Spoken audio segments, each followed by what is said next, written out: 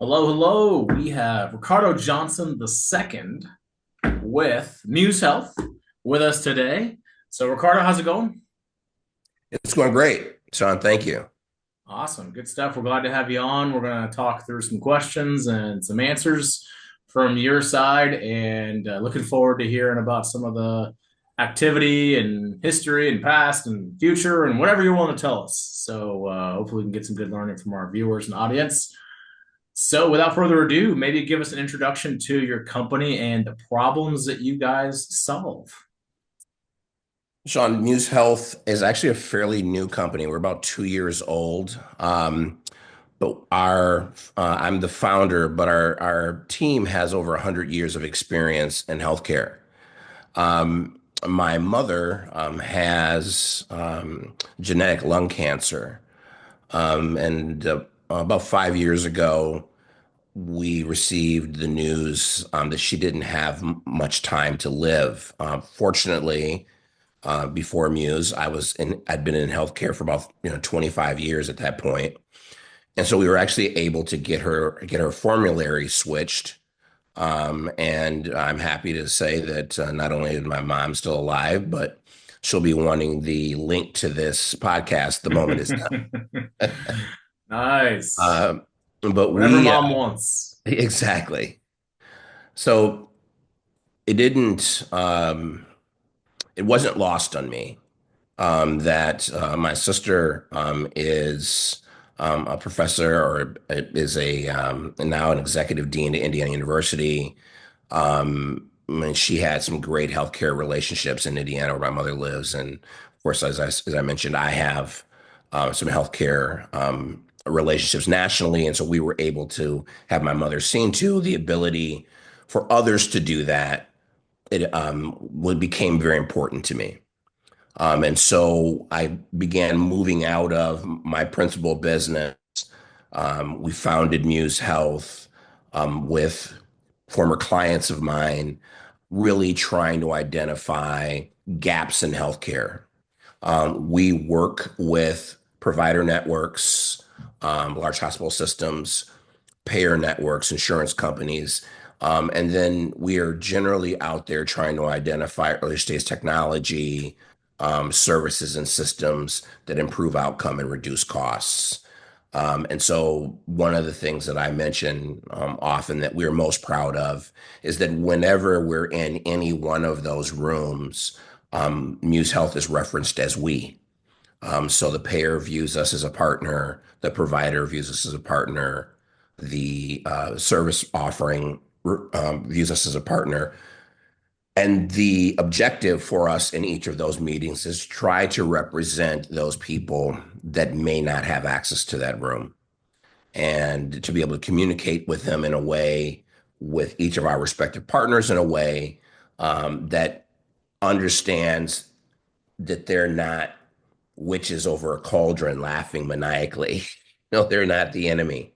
Um, and that to be able to communicate that to communities and then to also be able to communicate on behalf of communities messaging that may have not been able to reach the ears of decision makers. And that process has become very successful in the 2 short years that we have been in business. Sounds great and complex. Sounds like you guys are, like you said, identifying various gaps, helping fill the gaps in the case that pretty much everybody is happy with it, so that they're calling you us, we, as you said. Yes. So, it, you have maybe like an example, like, is there one example you could point to that say, this is something we did and this is how we did it, or just anything along those lines? Well, this is a project that is not quite launching, but we're very excited about it. And so I'll do a little shout out to my partners here. Uh, Nice. we do a lot of work in rural health. As you can imagine, there are significant rural and urban health deserts. And many times people that live in rural communities have to drive well over an hour to get even to the most simple wellness checks.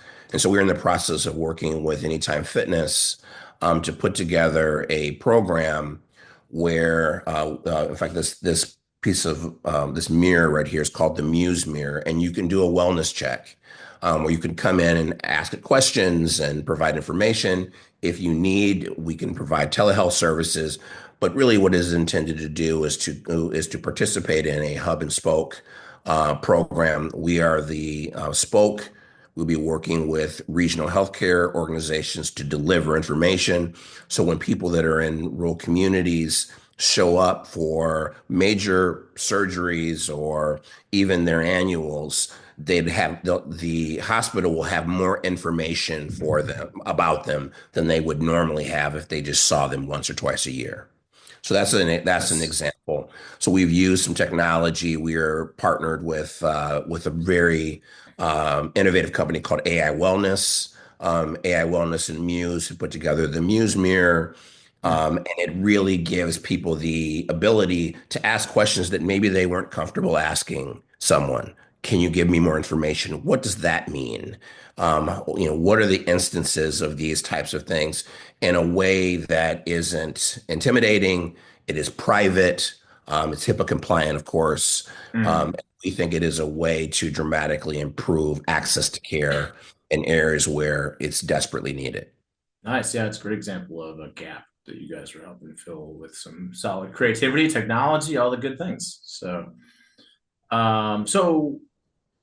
you kind of touched on this, but feel free to elaborate any if you would like to. How and why did you start the company?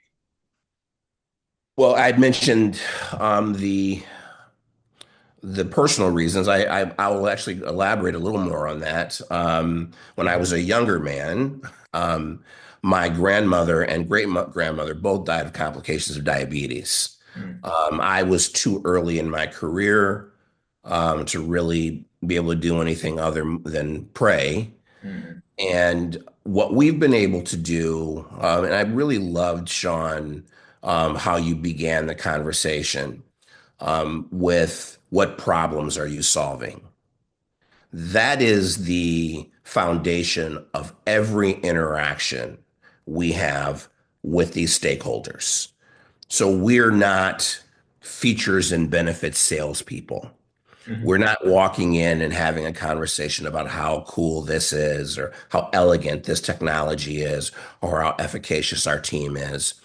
What we're doing is querying our partners about the problems that they are having difficulty solving, and we are bringing cost-effective, data-supported solutions whereby we are able to have a baseline on how we can determine what is a progressive solution or what is a waste of time.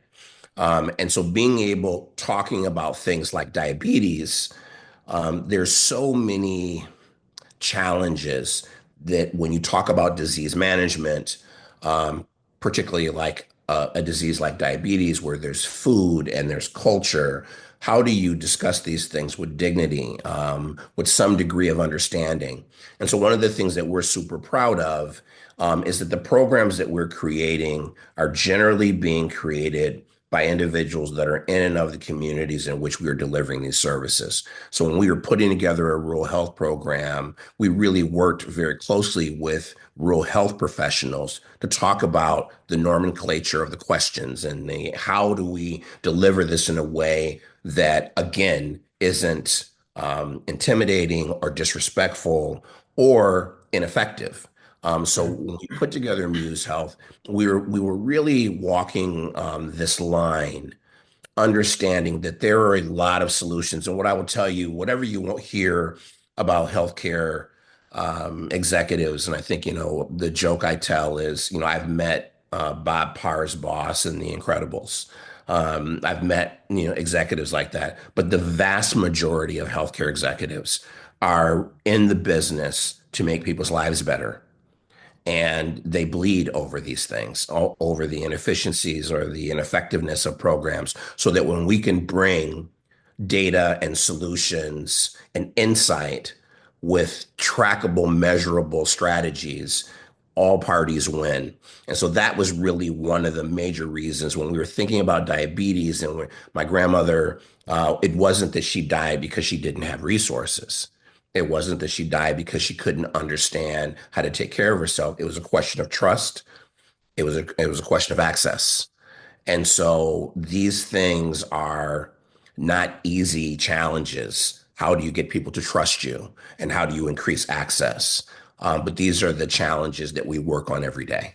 Yeah, and you're like you said, utilizing a lot of the kind of boots on the ground folks that are there local and have all the knowledge of the specific challenges that's specific to that city or that town or that building, and so that's definitely a good way to go about it. And challenging as well, I'm sure, of course, to be able to integrate with all these different people and businesses. So, um,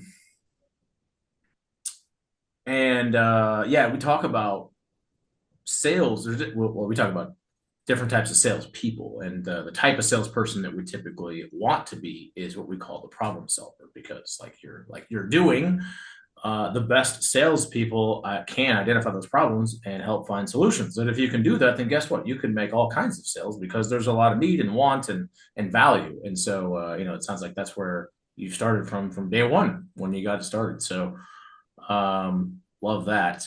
What's been the hardest thing that you've been through? It's been a couple of years, but what's been the hardest thing you've been through, and how did you overcome it? Well, I think the toughest thing is that we are working with people. You know, these Well, are so people's different. lives. And Yeah. so whether we're talking about our team, whether we're talking about partners, or whether we're talking about members, beneficiaries, or patients, making sure that you understand that these are humans, regardless of what the technology, I've been in healthcare for a long time. I had an afro and a six pack when I started in healthcare. Last year? Uh, Nice. yeah. And we believed, that the internet would transform utilization in this, and certainly it has. But when you think about the percentages of impact, those weren't, they didn't change the way we hoped they would. And then we thought with smartphones, yes, that too had an impact. But really, what these technologies had, and now with AI, is that the people that were already utilizing these services now utilize them easier. And so our ability to bridge the gap, to fill the void between people who have sedentary lifestyles or who don't have a history of preventative care, being able to communicate those things in a way that one of the biggest challenges, Sean, that I have, and I've met with CEOs of billion-dollar organizations, household names, the conversation always begins with, well, this is what I do. This is what my wife does. This is what my children, this is what my Yeah. parents do. And so healthcare, unfortunately, a lot of things are delivered from the perspective of the people who are delivering it, with no blame being directed toward them. You know what you know, and you don't know what you don't know. One of the challenges that we continue to work with is to how do you get people to be curious about the things they don't know and to Mhm. be humble about that information as it comes to them. That isn't received in a way that says, I'm an expert at these things. And Yeah. so this information that I wasn't aware of, I'm going to discount it in some way. Having humble partners and curious partners is really the bedrock of success that Muse has experienced. So when you see our client lists, what you can see in there are executives at the highest level that are curious about what they don't know, and Mhm. they're humble about the decisions that they've made, directions that they've worked toward, and when those things did not work, because the data comes back and says, Sean, if someone looks like you and has diabetes, there's a 3 times greater chance that you will live than if they look like me. And that isn't politics, it's not theory, it's fact. And so, how do we unpack that in a way that starts with a the problem being solved, beginning with what are they doing? What aren't they doing? What are we doing? What aren't we doing? What are the resources that we currently have that are just not being used? Or what resources are needed in this equation to effectuate positive change with this group?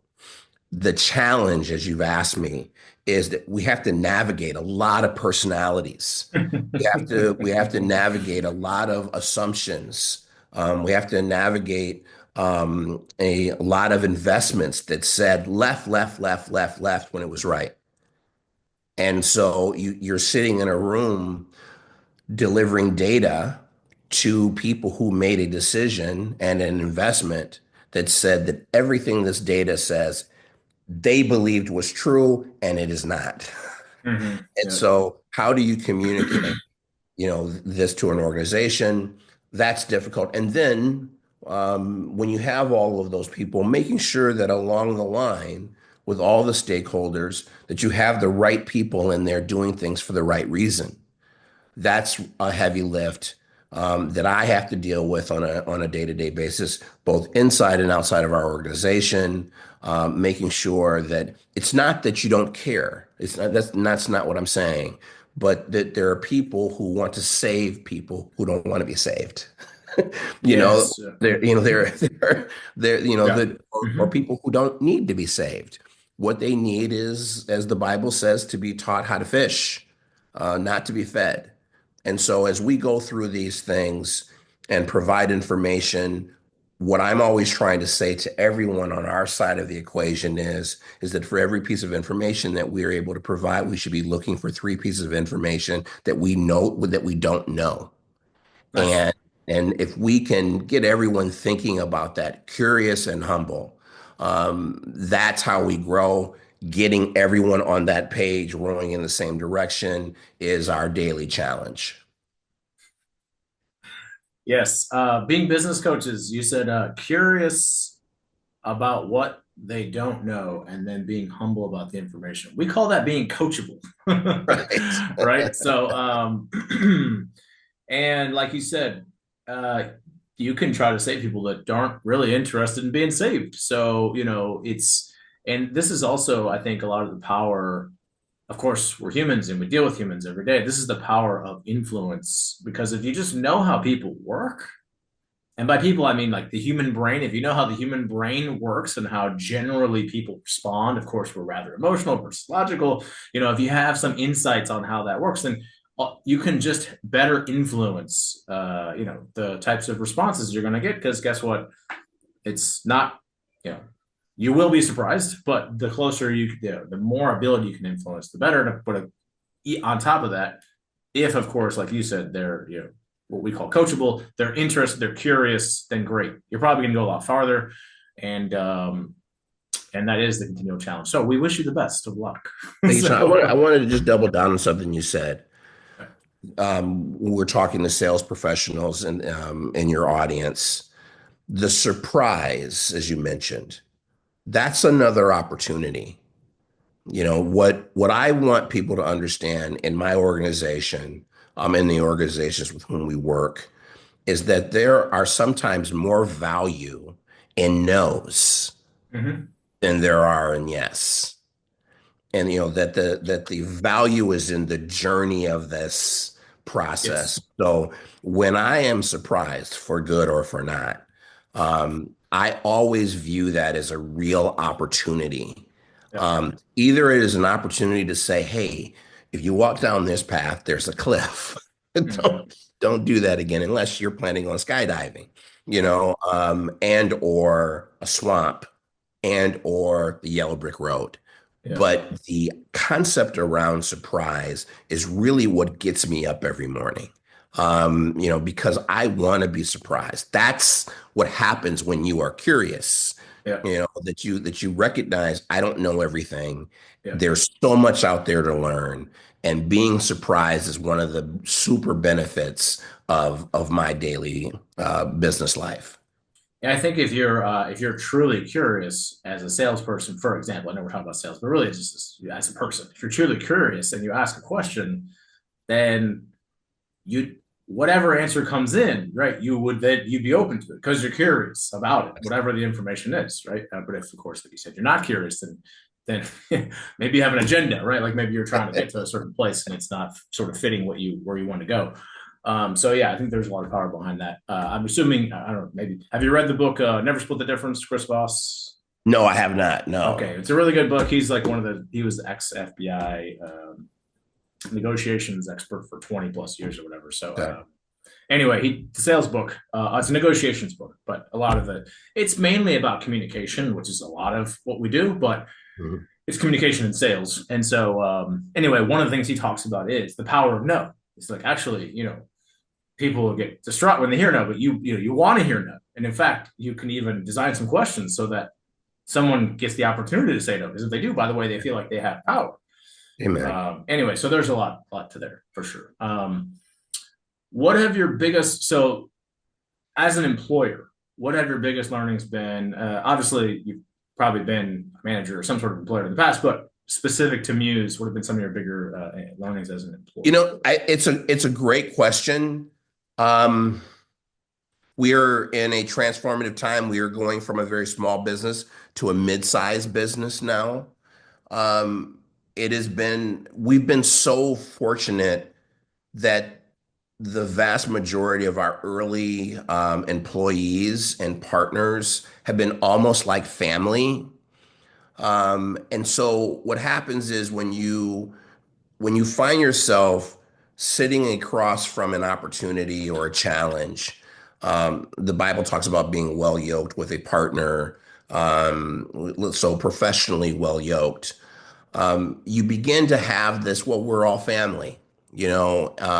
But the reality is you're not family, particularly if I'm a CEO. You actually work for me, and that there are responsibilities. And the other thing is that, when you think about a 2 or 3 degree variance in perspective, it seems inconsequential, except for when the journey gets further.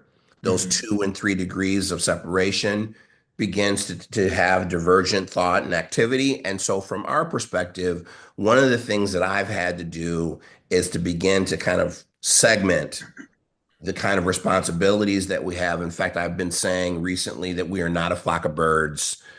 We don't all have to be at this meeting. We don't all have to go to this project. We don't all have to do that. And now, in fact, we cannot do that. Mm-hmm. And so there have been times when I've had to say to people who ordinarily I would have said, sure, come to the meeting and do this and do all these other kind of Yeah, things. yeah. Now I'm saying, listen, there's other work that you need to do. And in fact, the information that you glean, because it is not germane to your day-to-day business, gives you a perspective that you shouldn't have.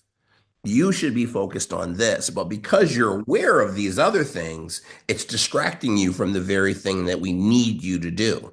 Mm-hmm. And so that's something, as we've begun hiring and repositioning people, that's been difficult for me because everyone that I've worked with, all of our partners and all of them, and that is not hyperbole, I personally like.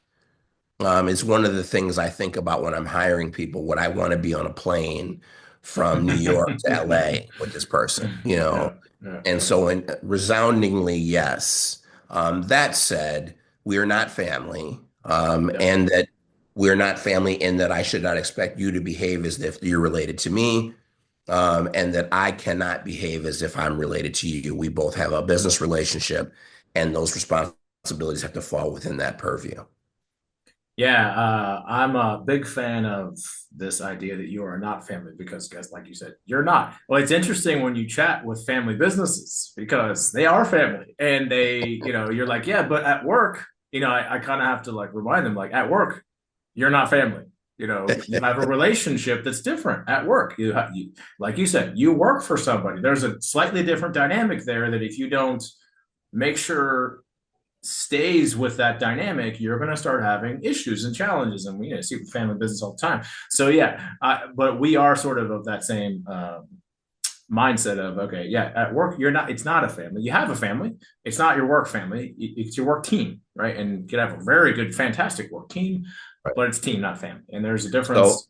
I actually work with 2 of my children. Nice. And my son is an M&A attorney, and in all our meetings, he calls me dad. All Yeah. right. And then my daughter is a PR executive. And in all of our meetings, she calls me Mr. Johnson. Yeah. See, that's Yeah. what- Yeah. So when she watches this, she's going to be using your point against her Nice. father. Yeah. Well, and I do see in family businesses where they will, instead of saying mom, dad, or whatever or son or daughter, it's they use the first name, just like you would with somebody else who's not your daughter or your son or whatever. So, just to try to make it more obvious, I guess. So yeah, love a lot of the learnings you talked about. Definitely getting, like you said, you got to get more specific if you and more purposeful if that's the person's role and responsibility. Like, look, yeah, you could go to there. There might be some value there, but really your main value is this over here. So let's make sure you're doing that, which we're big fans of. What would you do different? It's only been a couple of years, but if you started over today, what would you do different? You know, I think the thing that I would do differently is lean into my truth a little sooner. Um, because as you mentioned, I've been in business a long time.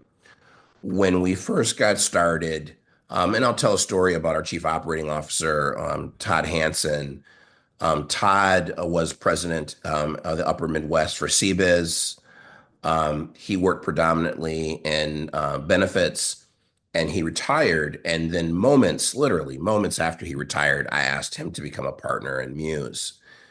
And then the first 5, 10 days of him coming over, we were having business meetings about contracts, and really, what I wanted him to see is that we are a growing concern. If business was good, this that, and the other. So he calls my assistant and asks her to set up a meeting between the two of us. And this is my business partner, so I talked to him maybe as much as I talk to family, Mm-hmm. aside from the fact that he's one of my best friends too. But Yeah. um, he made the point to call my assistant and get on my calendar. So I sit down and I've got my information in my mind. I'm thinking, we're killing it. What could he possibly be concerned about, or why are we having this meeting?